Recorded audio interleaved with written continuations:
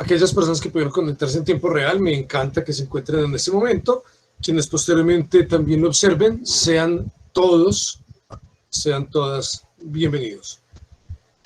Vamos a iniciar entonces nuestra sesión y entremos de inmediato en lo que es, entremos de inmediato en el tema que nos convoca. En la última sesión, en la sesión que yo les envío de manera asincrónica, dejé una actividad. ¿Me la quieren recordar, por favor? Sí, profe, debíamos leer, qué pena, buenas tardes. Buenas tardes, bienvenida. Muchas gracias. Debíamos leer Las ruinas circulares de Jorge Luis Borges y responder como a 3 cuestioncitas que nos dejaste. Perfecto, excelente, esto es. Entonces comencemos con la primera etapa. La primera etapa es qué dice el texto. Antes de entrar a buscar una interpretación o si hay un argumento que nos quiera dar el autor, si es solo ficción, antes de entrar a indagar en esto, de si estamos de acuerdo, de si estamos en contra, primero hablemos de lo literal, ¿de qué se trata? ¿Quién me quiere comenzar a contar de qué se tratan Las ruinas circulares, parte de la obra de ficciones? Profe, yo quisiera hablar. Dale, bienvenida. Tienes toda la voz y todo el derecho. Es tuya la clase. Gracias, profe. Profe, no sé, pues yo siempre pues me he basado mucho como en la ciencia, no en la ciencia social, sino en la otra ciencia que conocemos desde hace muchos años. Entonces, pues para mí fue un poco quizás complejo la lectura del relato o del cuento, porque pues no, o sea, se sale como un poquito de mi ámbito, ¿cierto? De mi tema. A mí se me ocurrieron, durante la lectura se me ocurrieron varias ideas, te las voy a ir como comentando y enfatizo en una. Listo, pues primero pensé como en el descubrimiento del fuego, ¿cierto? Donde estaba hablando sobre el fuego y estas cosas. Luego pensé sobre la creación de Adán, no sé, pues se me ocurrió como la creación de Adán porque también lo mencionan. Sí soy un poco textual, porque mis documentos pues científicos me obligan a hacerlo así. Bueno, luego también pensé en la teoría que dice que nosotros venimos del fuego. Ya hay una teoría que dice que venimos del fuego, otra que dice que venimos del agua y así, pues también como que se me ocurrió que en la que veníamos del fuego. Después pensé en Morfeo por lo de los sueños, pues entonces, y pues en este mundo onírico,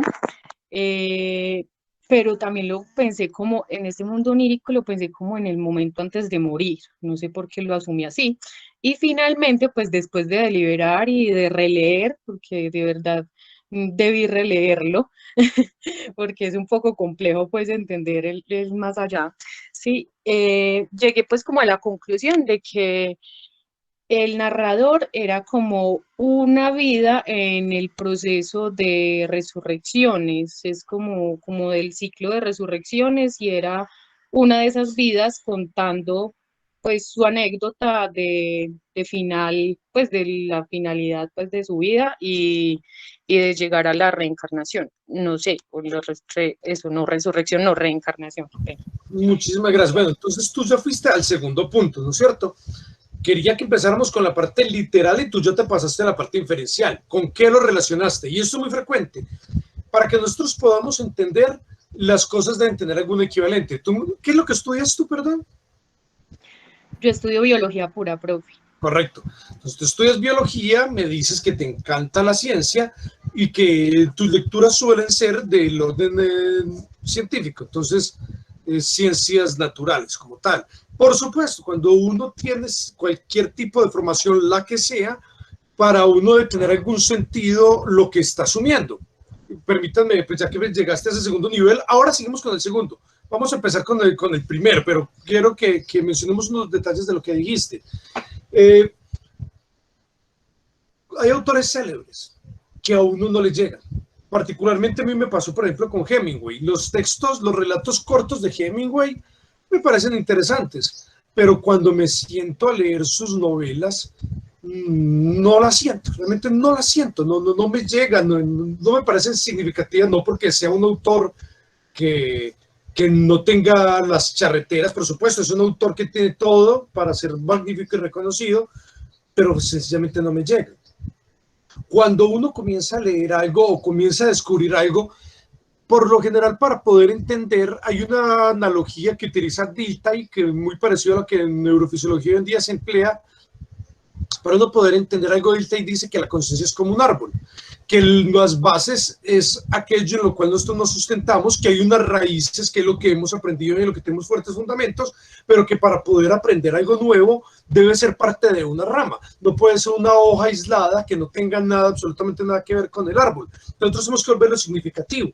Tú nos estás contando con qué lo asociaste. Si no asociamos con algo, deja de ser significativo y vas siempre a asuntos que se alejan de la realidad que tú habías manejado por lo general, que es científica, y llegas a otro tipo de puntos que son más místicos. Claro, es un libro en el cual comienzan a mostrarnos ese tipo de cuestiones, no solamente como algo físico y natural, por ejemplo el fuego, sino como una deidad que revela otro tipo de cosas. Bien, interesante hacer ese ejercicio. Para que algo nos dé sentido, para que algo sea significativo para nosotros, hay que relacionarlo con otras cosas. Eso es inferir. Eso es una de las formas de hacer inferencia. Bien, interesante. Luisa, nos vas a contar la parte literal, supongo. Que ¿de qué se trata como tal el cuento? Hola, buenas Bienvenida. tardes. Sí, profe, bueno, yo lo escribí, entonces lo voy a leer. La historia se desenvuelve por el deseo de un hombre mago que quiere convertirse en creador, tipo Dios, de otro hombre, uno mejor por medio de los sueños, criarlo y soltarlo al mundo, específicamente a unas ruinas como un hombre real, borrando su memoria, pero al final el mago se da cuenta que él también es el sueño de otro hombre. Perfecto, ese es el plot twist. Ese es el plot twist, ese es el punto clave.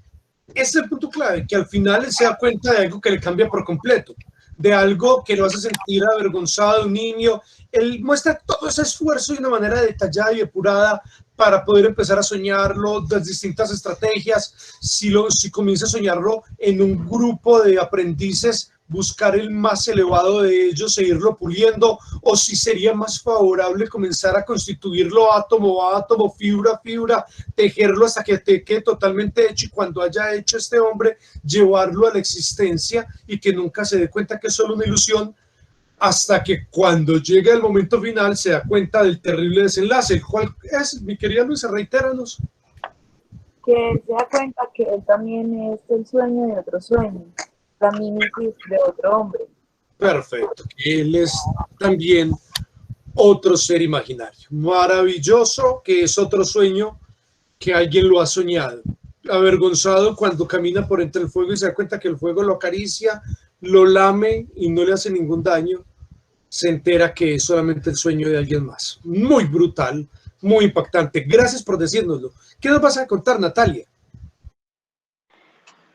Profe, pues yo quería como explicarte un poquito por qué llegué, explicarles a los compañeros y a ti, por qué llegué a la, pues como a la solución de que estábamos hablando como de una reencarnación de un ser. Pues sí, yo tengo mi pensamiento científico un poquito, digamos, aterrizado porque necesito pues pruebas y tocar y palpar, ¿cierto? Pero pues intenté como abrirme un poco más, ¿sí? De pronto con la reencarnación precisamente por eso, porque él soñaba un ser perfecto, educarlo, digámoslo así, enseñarle sus experiencias y pulirlo para que quedara perfecto para su próxima reencarnación.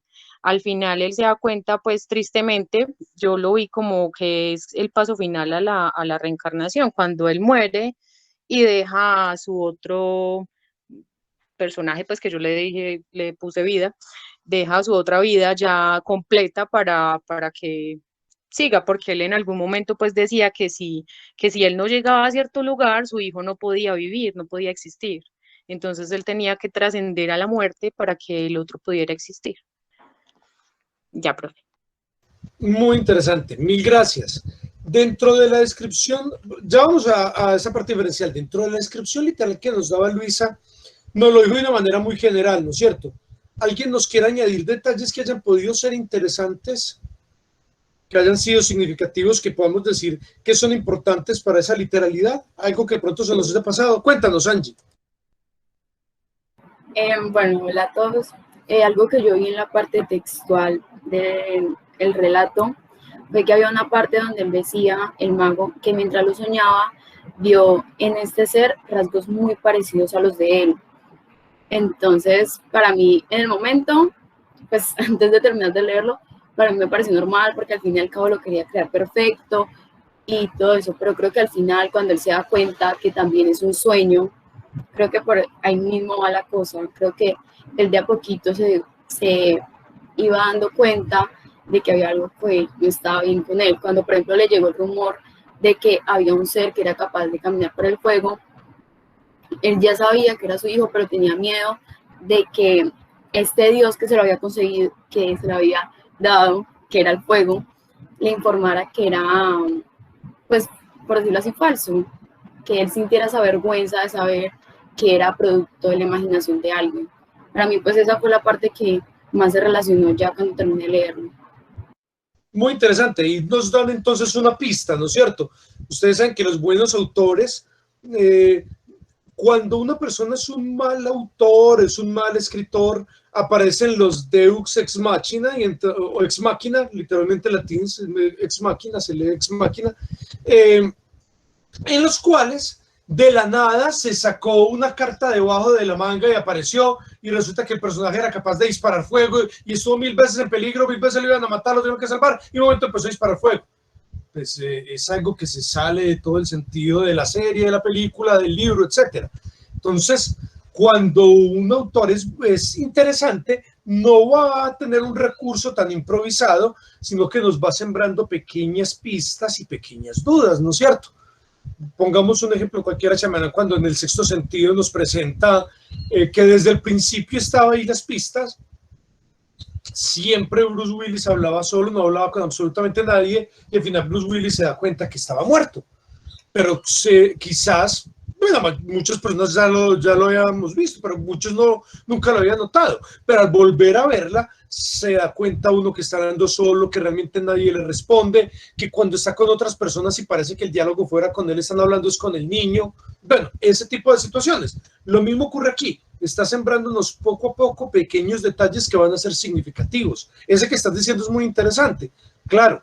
Entonces, mi hijo, donde se llegue a enterar cómo sería la vergüenza, la pena, que él se llegue a dar cuenta que es solo un sueño, que es solo una ilusión, que es solamente un ser ficticio que otra persona ha creado, pero empiezan a mostrarnos cuál es la psicología de la persona que se llegue a dar cuenta que es solamente una ilusión. Muy, muy, muy interesante ese punto. Luisa, cuéntanos. Creo que con respecto a eso, el texto también nos da, como el ejemplo de la película, nos obedece todo el tiempo, porque al inicio del texto él habla cómo ese mago aparece, que aparece de un lugar desconocido, que no sabe dónde es, o sea, aparece exactamente como su hijo aparece ante el mundo, sin memoria, buscando un propósito, o sea, hizo lo mismo que él hizo con el hijo.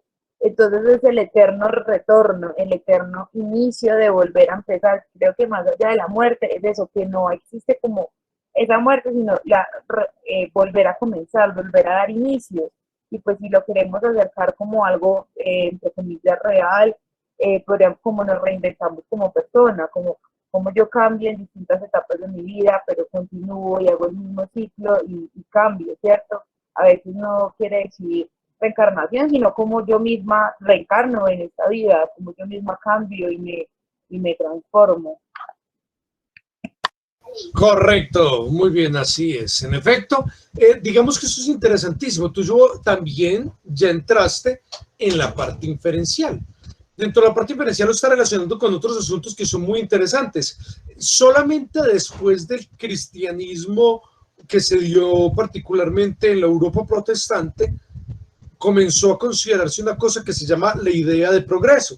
Incluso dentro de epistemólogos, dentro de filósofos de la ciencia, todavía hay epistemólogos que sostienen que de una episteme a otra, de un paradigma a otro, son inconmensurables, no se pueden medir, que no hay un progreso real. Algunos sostienen eso, la mayoría de personas sostienen la idea de progreso, pero la idea de progreso es un subproducto del cristianismo. Surge a partir del cristianismo. Por ejemplo, es uno de los puntos que plantea por acá Weber en un texto muy interesante acerca de la ética del espíritu capitalista. Cómo ese tipo de cristianismo llevó a considerar en la idea de que hay un progreso. E incluso el judaísmo patético de los que creen que va a haber un final del mundo y que va a llegar a lo perfecto también tiene una concepción semejante. Pero los pueblos antiguos no creían eso. Para los pueblos antiguos el tiempo era un ciclo que se acababa y volvía a empezar, que se acababa y volvía a empezar ad infinitum. Entonces, esa es una noción muy interesante que nos estás planteando. Nos sembraron las bases que justo cuando termine este personaje, que puede llegar a darse cuenta su hijo, su creación, que es solo un sueño, porque no tiene pasado, no tiene memoria, no tiene nada, fue exactamente como llegó él. Magnífico, fue sembrando las pistas. Bueno, ya estamos pasando a la parte inferencial. ¿Alguien nos quiere contar algo más de lo literal que sea relevante o empezamos a pasar al inferencial ya? Profe, Sí. pues yo diría que lo puedo relacionar que en muchas ocasiones cuando soñamos entramos como a un mundo que nos parece real y tratamos de crear situaciones, personajes o momentos que no podemos diferenciar de la realidad. Entonces esto me hace pensar que tal vez no hay manera de saber si existimos realmente o existimos como un sueño de otro. Bueno, muy interesante. Ya comenzaste a relacionarlo con cosas, por supuesto. Un problema eterno. El hermoso poema de Zhuangzi, que Zhuangzi soñó que era una mariposa y ahora no sabe si es Zhuangzi que sueña que es una mariposa o una mariposa que sueña que es Zhuangzi. Entonces, el problema justamente del idealismo que en su más extrema versión termina en el solipsismo, dudar absolutamente de todo. ¿Existimos? ¿No existimos? Ese es un punto interesante al cual nos llevas. Lo relacionaste perfecto, muy bien. Natalia lo relacionó muy como con un renacer, por ejemplo. Entonces lo relaciona con una especie de metempsicosis, de reencarnación. Tú vienes y nos lo relacionas con la idea de no saber de manera cierta. Cuando soñamos no sabemos qué soñamos, ¿no es cierto? Hay algo que se llaman sueños lúcidos, que son escasísimos y hay muchas preguntas en torno a ellos para saber si son verdaderamente lúcidos, si es una apariencia de lucidez que se da después en las últimas etapas arriba, cuando ya la persona ha despertado y está en la etapa de duerme y vela y se acuerda de ellos y los deforma y cree que los pudo haber controlado, pero fueron sueños que ya los había tenido. Bueno, aún sigue siendo una duda si realmente existen los sueños lúcidos. Pero si existen, es un caso muy especial, muy eventual y muy particular. Normalmente cuando soñamos no somos conscientes que soñamos. Y ese es un argumento poderoso. ¿Cómo saber que no estamos soñando? El ingenuo diría, pues pellizquenme, si me pellizcan me doy cuenta. Pues eso es una ingenuidad absoluta, ¿no es cierto? Eso es solamente una ingenuidad. En el sueño no podemos soñar que nos cortan un fragmento, que nos cortan un pedazo y seguimos en el sueño y se siente el dolor y es espantoso. Entonces, pues, es mucho más profundo que esa la duda. Entonces es interesante con lo que lo está relacionando. Nadia, cuéntame, o cuéntanos. Hola, profe. A mí me pasó algo muy particular pues con la lectura. Mientras yo la leía literalmente, a medida que la leía así, luego caí en cuenta pues de la forma inferencial y de la forma inferencial pues ya como que concluí la forma crítica. Entonces, ahí mientras ustedes hablaban de los sueños, en realidad tiene que ver con lo inferencial pues que yo comparé, que es con René Descartes. Entonces, cuando yo leía, pues en una parte dice específica que él había llegado, pues o sea, literalmente el man es, bueno, el personaje principal es un personaje que viene de Persia. Yo supe que era de Persia porque dicen que venía de un lenguaje zen. Y pues un texto sagrado de la antigua Persia es el Avesta que está escrito en zen. Entonces decía que él estaba herido, entonces yo supuse que era por algún conflicto bélico relacionado con invasiones, porque luego mencionan que el zen aún no estaba contagiado del griego. Entonces luego cuando él se acuesta a dormir y amanece curado, yo supuse pues que era un sueño, porque si él no se asombró cuando se vio así, pues yo dije como, se supone que Descartes dice que la única forma de saber que existimos es porque pensamos, es porque los sueños no tienen lógica, y lo que le pasó a él ahí no tiene sentido. O sea, uno acostarse herido y amanecer curado, pues no tiene mucha, pues sí, lógica. Entonces, así, o sea, a medida que iba leyendo el texto me voy dando cuenta de que en realidad sí da muchas pistas de que él es un sueño y da muchas pistas a René Descartes. porque luego más adelante dice que solamente los que se cuestionaban merecían ser reales. Entonces yo digo, ¿por qué merecen ser reales? Porque piensan, y que por lo que porque piensan, por lo tanto merecen estar vivos o ser reales. Pues pues no entiendo, o sea, habían como muchas evidencias que me relacionaban con él. Entonces, pues críticamente yo pienso que en realidad el que nos quería hacer dudar no era tanto Borges, sino usted, porque los temas anteriores eran relacionados con los sentidos y la lógica. Si los sentidos en realidad tenían que ver con el razonamiento lógico. Entonces, pues yo concluyo que no, porque es difícil confiar en los sentidos, porque a veces nos pueden estar engañando, así como le pasó a Descartes. No seas tan perspicaz, cuidado. Excelente, muy interesante. Bien, por supuesto, lo relacionaste en últimas con uno de los referentes máximos que tenemos en este punto. El idealismo como tal siempre se ha planteado que nos ha dicho, bueno, en últimas, esto puede ser un reflejo, un reflujo, una ilusión. Puede haber detrás algo mucho más poderoso. Descartes es uno de los personajes más interesantes en plantearlo. Y cuando lo plantea nos lleva a un extremo. Porque el extremo al que nos lleva a Descartes es que en últimas podemos llegar a un solipsismo absoluto. Y el solipsismo ya nos dice que dudamos es de todo, absolutamente de todo.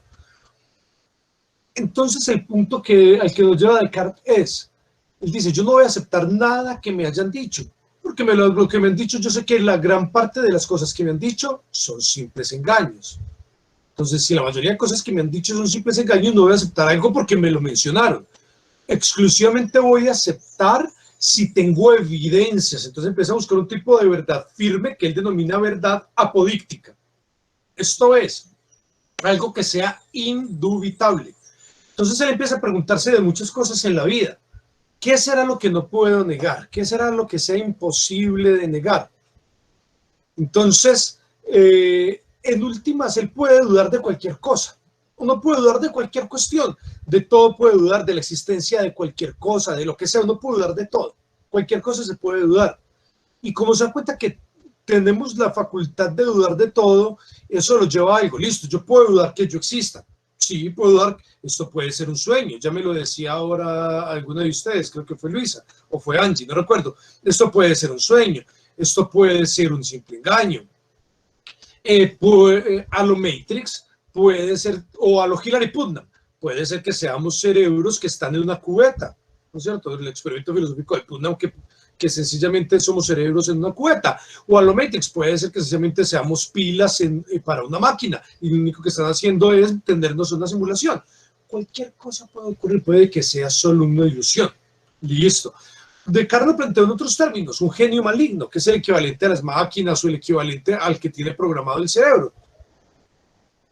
Alguien que nos hace creer que las cosas son como son. Y estamos empecinados en pensar que es lógico y coherente que un triángulo tiene tres lados, pero digamos las verdades matemáticas parecen verdades de perogrullo, pero son verdades que no se pueden demostrar en sus axiomas, sino solo mostrar. Pero ¿qué pasa si la forma en la que entendemos el mundo es una forma viciada? Entonces lo que nos está mostrando, puede que hasta nuestra forma de entender el mundo sea viciada. Para ponerlo en un extremo, tal como lo planteaba por ejemplo Lovecraft, las personas de ciencia usualmente, o de lógica, de ciencia, epistemología, usualmente hay una característica. Normalmente hay mucho optimismo al considerar que podemos entender el mundo, pero Lovecraft lo último que nos decía, por ejemplo aquí está la obra completa de Lovecraft, estos tomos, lo que decía Lovecraft era que en últimas, ¿qué tal que el universo no se rija por ninguna regla semejante a lo que nosotros entendemos? Que para nosotros sea ilógico, incoherente y que no podamos tener ninguna comprensión de eso, que sea totalmente brutal y que sencillamente no podamos entenderlo. Entonces, en ese orden de ideas, puede que hasta nuestra comprensión del mundo fuera torcida. Eventualmente, podemos dudar de todo, de la existencia de cualquier cosa, pero hay algo de lo que nunca podríamos dudar. Si estoy dudando, yo no puedo dudar que yo sea capaz de dudar. Yo puedo dudar de cualquier cosa, de que la muerte es lo que creemos que es, de que todas las personas tengan que, bueno, lo que sea, de que exista esto, de que exista aquello, pero no puedo dudar que estoy dudando. Es más, cuando dudo que estoy dudando, ¿qué hago? Si yo dudo, ¿qué estoy haciendo? También estoy dudando. Estoy dudando. Entonces, Descartes reacciona y dice, cogito ergo sum, pienso luego existo. No me lo digan como un chico de alguna vez que creyó que era coito ergo sum, no, cogito ergo sum, pienso luego existo, no otra cosa. Entonces, este caballero nos hace pensar que si nosotros somos capaces de dudar, existimos. Es decir, si alguien nos está engañando, si hay un genio que nos engaña, una máquina, o somos un cerebro que nos están engañando, si nos engaña es porque, para poder engañarnos, ¿qué pasa? Tenemos que existir, ¿no es cierto? Tenemos que hacer algo. Puede que yo sea una mariposa que sueña que soy Swansea, no tengo que ser Swansea. Podemos ser cualquier otra cosa, puedo ser un cerebro, puedo ser un programa, pero sea lo que yo sea, debo ser algo para poder dudar. Entonces, si me engañan, si dudo, soy alguna cosa. El problema es que Descartes se quedó encerrado después de esto. ¿Cómo vuelvo al mundo? ¿Cómo voy al mundo? ¿Cómo voy a entender el mundo? Si vamos a ser personas de ciencia, las personas de ciencia también llegan a un punto en el cual hay un dogma, por lo menos uno, y el dogma es aceptar la existencia del mundo. No podemos seguir dudando ad infinitum. Es muy sano para un científico dudar, es necesario ser escéptico, pero no puede ser escéptico ad infinitum. El científico necesita tener un punto de partida, y el punto de partida mínimo es el mundo. Por ejemplo, Husserl plantea en las meditaciones de Husserl, en las meditaciones cartesianas, él plantea que para poder hacer ciencia hay que poner el mundo entre paréntesis y aceptar su existencia, exista o no exista, seamos o no seamos una ilusión. Si queremos producir ciencia, si queremos entender el mundo, si queremos aceptar el mundo natural y ser capaces de ver lo que el mundo nos quiere mostrar, poder leer este libro que es el mundo, si queremos aceptarlo, nos toca tener por lo menos ese dogma, aceptar que el mundo existe y dejar de preguntarnos en algún momento. Pero ahí está esa duda, ¿no es cierto? Es una duda muy interesante y esa duda es súper profunda. ¿Será que existimos? ¿Somos lo que creemos ser? ¿Estamos en donde creemos estar? Bueno, una cantidad de cosas. Ahí preserva la duda y es tal cual como nos lo estaban planteando cuando nos dice Nadia que en últimas esto nos lleva de lo inferencial a lo crítico. ¿Qué será entonces? No solo que el profesor quiera hacerlos pensar o no quiera hacerlos pensar, no. Plantémonos en este caso con Borges, planteemos primero con Borges. Borges, aunque era un cuento, querrá darnos algún argumento. No, habrá algún argumento allí, algún argumento de naturaleza científica, filosófico o de algún tipo. ¿O será que no? ¿O es solo un cuento?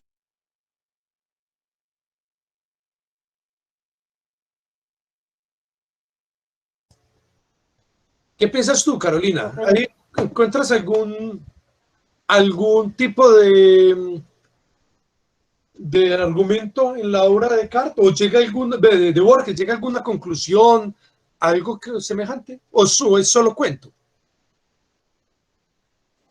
Profe, pues yo siento que digamos esa conclusión a la que uno puede llegar es precisamente la de la incertidumbre, de hasta qué punto uno puede considerarse como real.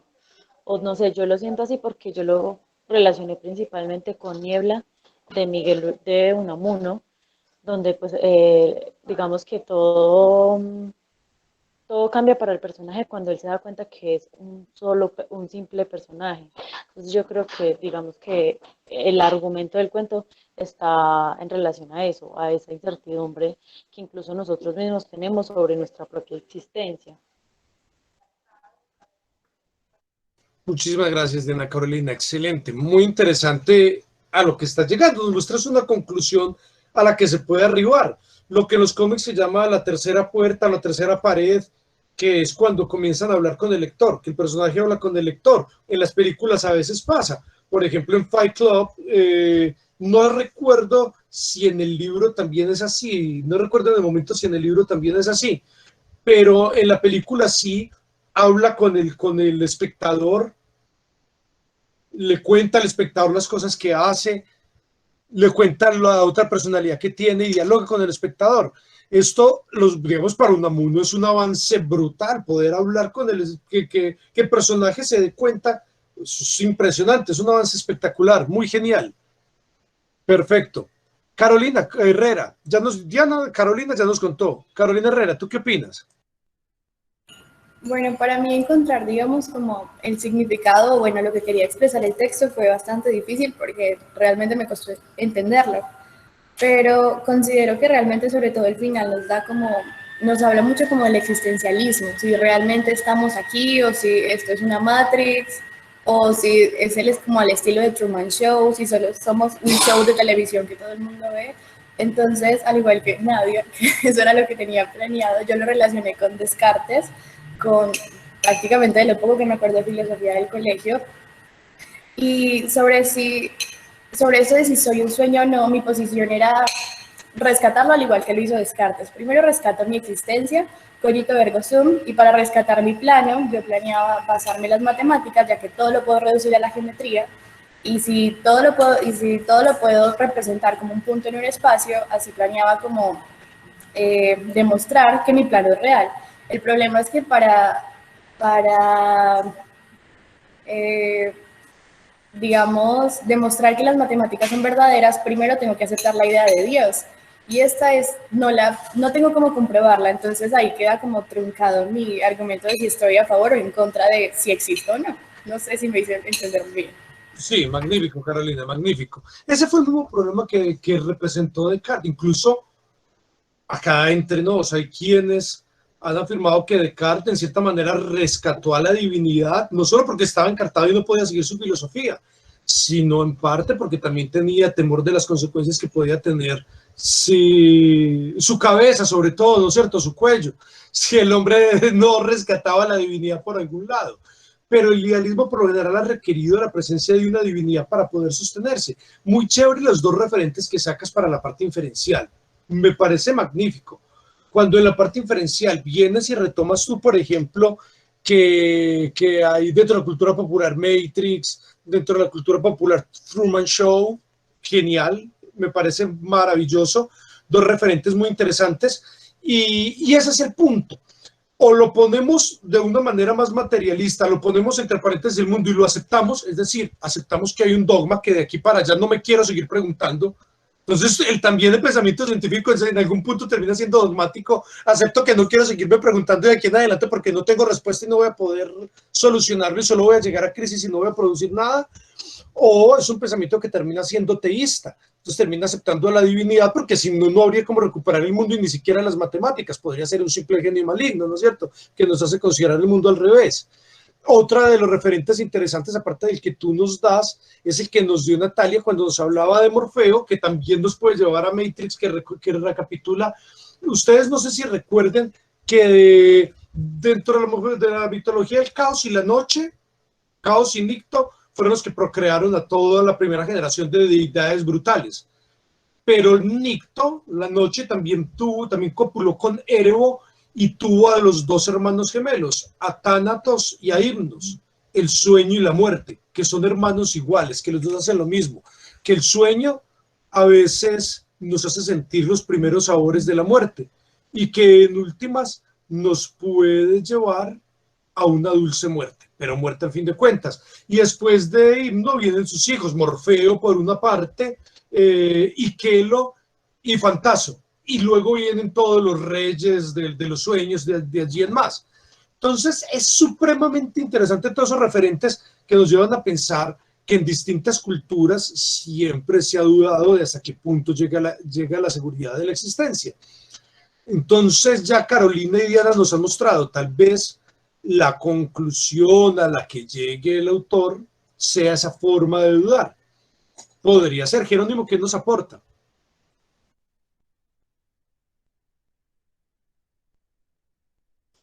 Pueden decirnos la conclusión y ya lo que se atrevieron a decir, por ejemplo, Diana y Carolina, que era si estaban o no estaban de acuerdo. Incluso Nadia también nos lo dijo, que hasta me echó la culpa a mí, que yo soy el malvado que quiero que ustedes duden de cosas. Entonces ya pueden comenzar a darme su idea de cuál es la conclusión o el argumento que quiere darnos Borges y si están a favor o en contra. Jerónimo, cuéntanos. Profe, pues lo que yo pude entender de la lectura, más o menos puede ser como lo que ya han relatado las compañeras, como el dudar de todo, de la existencia en sí misma. No podemos saber si realmente existimos o no, no tenemos cómo comprobar. Bueno, podemos pensar en cómo se pueden comprobar ciertas cosas, dado por un lado matemático, científico o por una divinidad, una deidad externa, que al fin y al cabo pues podrían llegarse a la misma a algo que usted nos mencionó ahora, que fue que o sea, el mundo podría estar basado en la ciencia que conocemos, pero pudo ser algo más lo que nos llevó a esa conclusión. O sea, que como si fuera un dogma, el cual pues nos lleva a pensar en eso. No sé si me hago entender muy bien en ese punto. Gracias, Jerónimo. Y Juan Alejandro, ¿qué nos quiere aportar Juan Alejandro?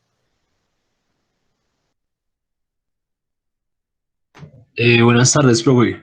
Buenas Bueno, yo tardes. en realidad pido disculpas ya que no pude realizar la lectura. Juan Martín, ¿qué nos aportas, Juan Martín? Cuéntanos. Y después de Juan Martín, Sergio, que también ya levantó la mano. Profe, buenas tardes. Buenas tardes. Profe, pues no sé, según como mi opinión, él intenta decirnos como mirar siempre más allá de lo que se nos dice, intentar como mirar todos los puntos de vista para no quedarnos en uno solo. Entonces, así es como sería como más fácil entender las diferentes situaciones que pasa cada personaje y todo. Entonces, esa es como mi opinión. Gracias, Sergio. Cuéntanos. ¿Qué nos quieres? Después de Sergio les voy a leer lo que nos escribió Luisa. Buenas tardes, profe. Bueno, yo el texto lo relaciono con tres de mis cursos de la universidad. El primero es literatura de España, en donde logramos leer La vida sueño de Calderón de la Barca y que termina con una frase que hasta el día de hoy me acuerdo mucho, que es: la vida sueño y los sueños, sueños son. Entonces va como muy acorde a la idea de Borges y a su visión como mística y fantástica de la vida. Entonces, ahora hablo también del curso que estoy viendo este semestre, que es literatura latinoamericana, en donde tuvimos como la fortuna, o tenemos la fortuna, que el primer autor a trabajar fue Borges. Entonces, hablábamos como de la figura del laberinto, de los sueños, de esas bibliotecas, de los espejos, de esa mitología europea que él rescata también. Entonces, todos esos temas están como contenidos en el autor del texto que estamos trabajando el día de hoy. Y uno de los libros es el Aleph. El Aleph es uno de los libros más reconocidos que escribe Borges, y si no estoy mal, salen en la introducción de los videos de este curso de lógica. Exacto, así se llama el canal. El canal se llama la Aleph, el punto matemático donde están todos los puntos del universo. Muy bien, muchas gracias. Eres muy amable por el aporte. Gracias a quienes nos han aportado. Claro, la vida de sueño indudablemente es potentísima. Potentísima. Simplemente soy un prisionero que sueña que es un rey, soy un rey que sueña que es un prisionero. Brutal, brutal, magnífico. Voy a leer lo que nos dice Luisa Fernanda Campo. Lo relaciono con una serie que me vi, se llama La Sociedad. Esta historia cuenta cómo un grupo de estudiantes y su regreso al pueblo después de un viaje escolar, pero cuando llegan notan que son los únicos en el pueblo y todos los adultos están desaparecidos y las entradas y salidas del pueblo están totalmente cerradas. Ellos deben tratar de sobrevivir y organizarse entre ellos. Esta serie deja el interrogante sobre lo que es real o lo que es ficticio. Esto también lo tomo más como una reflexión personal sobre nuestras cosmovisiones. Lo tomo también como una invitación a saber quién soy y dónde voy. Esto es determinante para saber qué queremos ser y qué queremos lograr. Es muy interesante. Miren que ustedes aquí ya nos lo han planteado.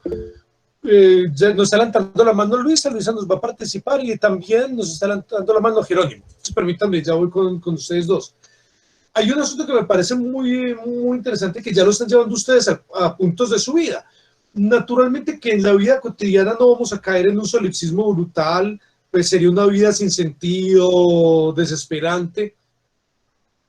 Finalmente, pues, están hablando con una persona inexistente más, que seguramente los está grabando para presentarlos en The Truman Show o algo así, o bien John Malkovich en la cabeza de John Malkovich.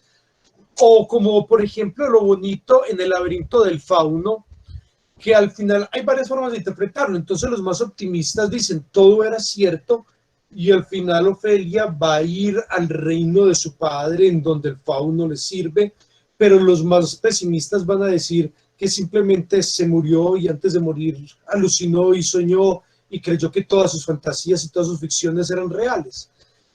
En este orden de ideas es muy interesante con lo que podemos llevar a nuestra vida. Y ya nos están mostrando cosas que podemos llevar a nuestra vida. Tener ese sano escepticismo. Sano hasta un cierto punto.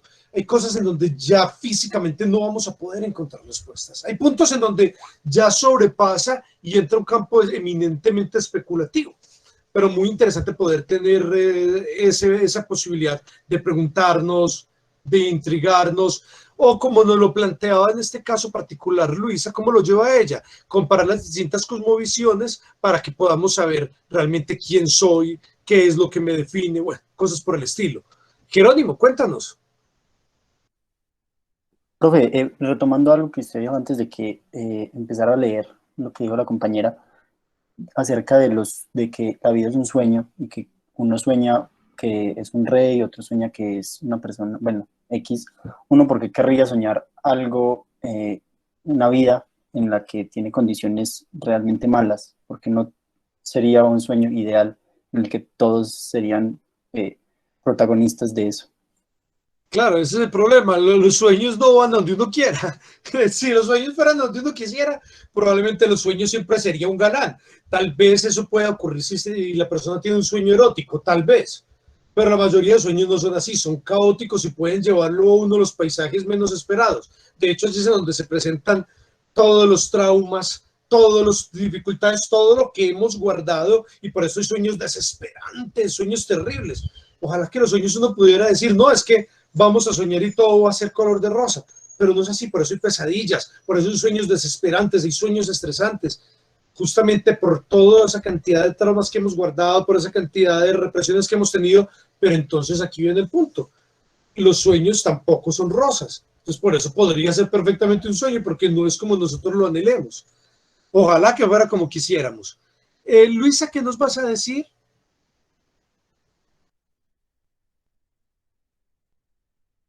¿No nos vas a decir algo más? Yo iba también como a comentar que yo también había traído La vida sueño como pues, texto que había relacionado con el texto de Borges. Y también había traído una cita, pero diferente, la que, pues si la puedo leer, sueña Claro, el rey que es rey y vive, ahora, sueña el rey que es rey y vive con este engaño mandando, disponiendo y gobernando. Y este aplauso que recibe prestado en el viento escribe y en cenizas le convierte la muerte. Desdicha fuerte. Si hay quien intente reinar viendo que ha de despertar en el sueño de la muerte. Y magnífico. es como eso, pero ya. Muchas gracias. Karen, cuéntanos, por favor, ¿qué opinas tú?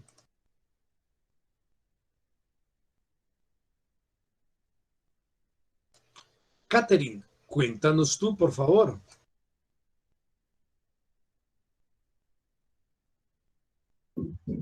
Profe. Sí, eso. Pues yo lo relaciono mucho con una novela corta que me leí que se llama El Dr. Jekyll y Mr. Hyde. Lo relaciono porque Jekyll creó a Hyde para que, a ver, Hyde actuara, ay, es que no sé cómo explicarlo bien, profe, me enredo mucho. No te pongas nervioso, cuéntanos de la manera más sencilla que pueda. Lo que entendí de la novela que leí es que Jekyll creó a Hyde para hacer algo que en el fondo él quería hacer. Sí, me hago entender.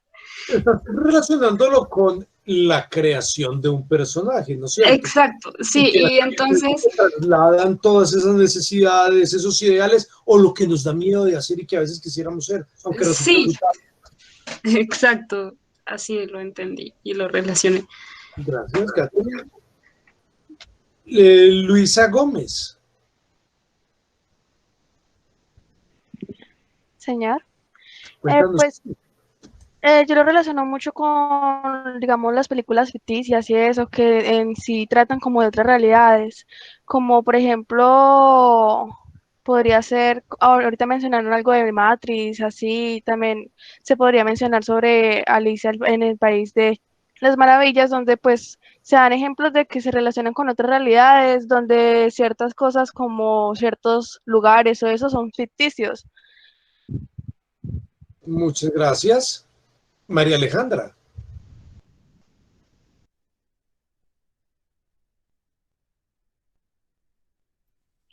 Profe, pues yo también lo relacionaba cuando nosotros idealizamos los sueños y creemos que todo nos va a salir perfecto o que nos va a salir como queremos, ¿no? Pero en realidad a veces fallamos en eso, entonces nosotros hacemos como una planeación, una planeación y creemos que sí, pero pueden haber distintos factores que puedan afectar eso. ¿Sí me hago entender? Sí, comprendo hacia dónde los llevas, por supuesto. En tu caso es llevándolo, aplicándolo a la realidad, que los sueños se idealizan, pero hay que saber que hay que tener un principio de realidad, hay que tener un polo a tierra, que las cosas no siempre son así tan dulces y tan olímpicas como parecen. Gracias, Mariana. María. Mariana, cuéntanos, ¿tú qué opinas? Hola, profe. Hola. Bueno, profe, pues la lectura la relaciono principalmente con el libro de El mundo de Sofía, porque esta historia es literalmente un libro dentro de un libro. Sofía en algún punto de la historia se da cuenta de que es producto de lo que un autor escribió para explicarle la historia de la filosofía a su hija.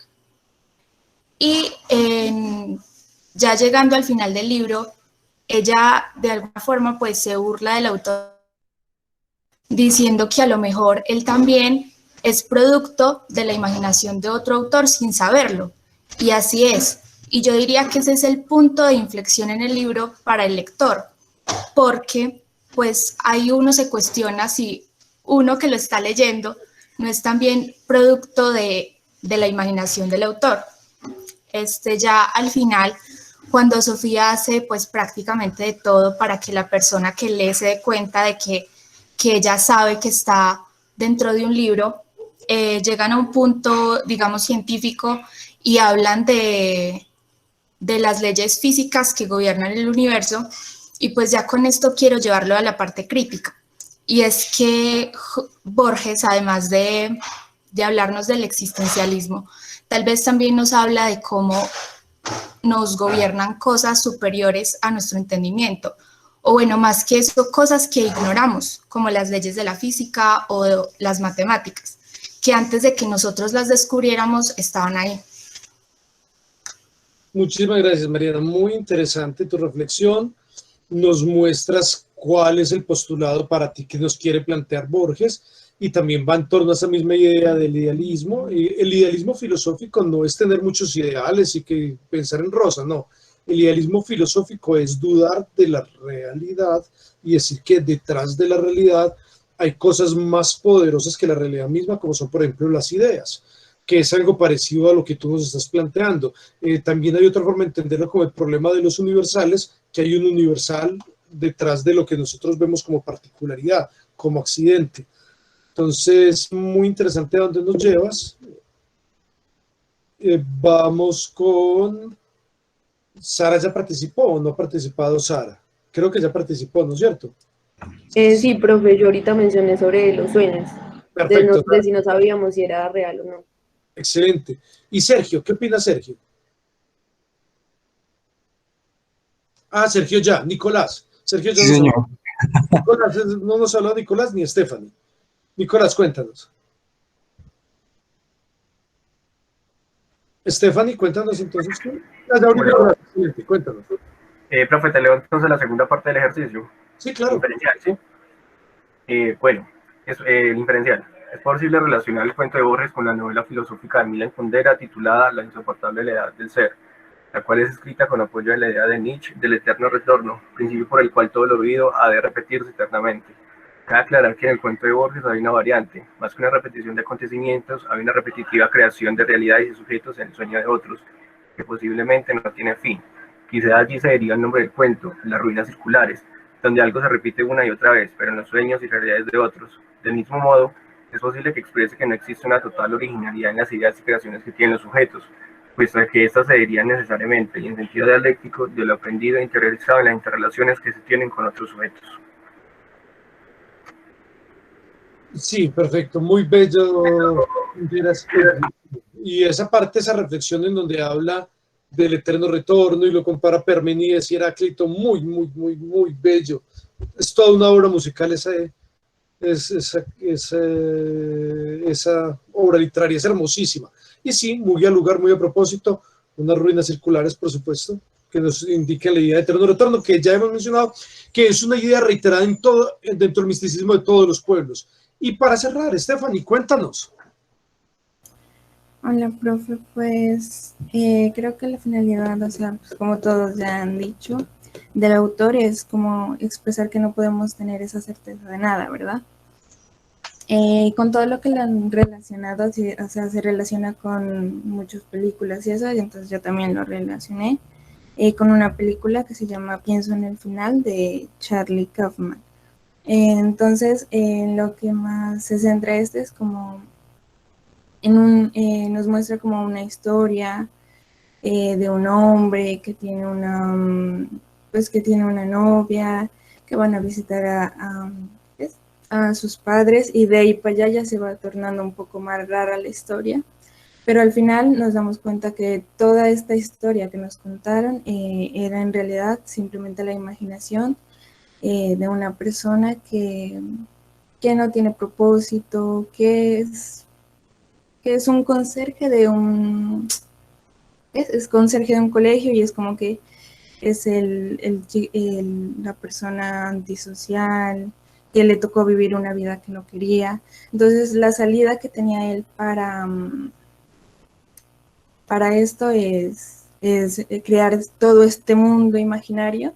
Entonces lo relaciona con las ruinas circulares, porque el protagonista en algún momento se encuentra, como decir, con un dios, el dios fuego, ¿no? Entonces creo que este dios fuego es la persona que lo está soñando. Entonces aquí podemos ver cómo esa persona es como el dios o la divinidad de todo este mundo, el creador de todo. Entonces también lo relaciono con eso. Muchísimas gracias. Bueno, han sido muy enriquecedoras las distintas opiniones. Vimos que hay una parte literal, ¿no es cierto? Hablamos de la parte literal, lo que de verdad dice. Hay otras que son de especulación. Pero lo interesante, me parece a mí, para poder llegar a esa parte crítica es, primero, saber que lo entendemos. Porque si no lo entendemos, estamos fritos, ¿no es cierto? Si no lo entendemos, es solo una especulación, no vamos a hablar de nada que se parezca al asunto. Entonces, primero, entender de qué se trata. Ya me mostraron de qué se trataba, lo resumieron de una manera supremamente sintética. Después nos plantearon con todo lo que lo relacionaron, desde literatura hasta cine, una cantidad de obras muy nutrida. Y cerramos planteando cuál puede ser el argumento, porque para poder decir si estamos a favor o en contra, o cómo lo traemos a nuestra cotidianidad, que varios lo trajeron a su cotidianidad de distintas formas, pues es importante que nosotros podamos decir entonces cuál es el argumento, y detrás sí hay un argumento. Es la idea del idealismo filosófico, que su extremo es el solipsismo, de decir que nuestras experiencias internas, nuestro foro interno, son experiencias en primera persona y nadie puede comprobar la existencia o inexistencia de las mismas. Nadie puede comprobar el te amaré toda la vida y te seré fiel, nadie lo puede comprobar, ni siquiera quien lo dice. Puede que quien lo diga crea que realmente está diciendo algo que siente y que no sea así, y poco a poco se va a dar cuenta, o cualquier cosa. O sea, ni siquiera, no, lo del fuero interno no son ontología de tercera persona, no lo podemos comprobar, y si no lo podemos comprobar, nuestro entendimiento del mundo desde la subjetividad es un entendimiento que en cierta manera se va quedando un poco cerrado, se va quedando en nuestra vida interna. ¿Y qué podemos comprobar? Podemos comprobar que existimos, pero no mucho más que eso. Incluso el mundo habría que presuponerlo. En ese orden de ideas nos hace Borges un cuento que por medio de un cuento lo disfraza de un cuento, pero realmente es una reflexión profunda y fecunda filosóficamente hablando. Para cerrar, solo para cerrar, ¿alguien me quiere contar qué sintió? ¿Le gustó? ¿No le gustó? ¿Qué sintió? ¿Fue solo un golpe leerlo? Una o dos personas que nos compartan. ¿Fue un golpe? ¿Fue incómodo? ¿Fue muy difícil buscarle que tuviera algún sentido? o le llamó la atención. ¿Quién me comparte lo que sintió cuando lo leyó?